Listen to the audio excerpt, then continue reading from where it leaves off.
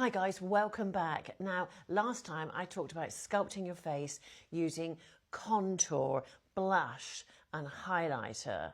And that's all well and good, but sometimes you just want a lift. Now, this is where your concealer will come in, because sometimes you don't want a shimmery, shiny top of the cheekbone, but you do want to look lifted. So here is my bold, not old hack. These are my three products. For my budget, I've got NYX.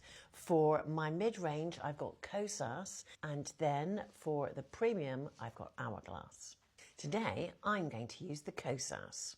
So taking my concealer on the back of my hand and using a small flat brush, a concealer brush, I place the concealer wherever I want to bring lift and light to the face.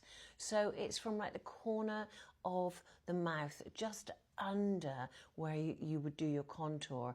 Take that up to the top of the ear, under the eyes where there are bags. Put the concealer wherever you've got a shadow, under the nasal labial fold. I also like to use the concealer as a highlight across my eyes to give my brow a lift.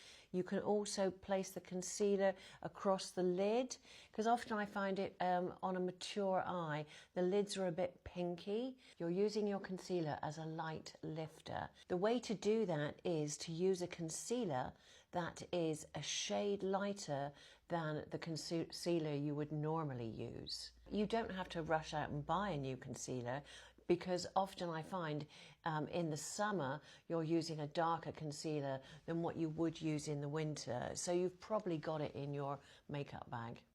Once you've applied the concealer, you're now going to want to take a sort of dense fluffy brush and just blend all those edges out, because you want it to melt into your skin. You don't want it to look like you've got these diagonal lines going across your face.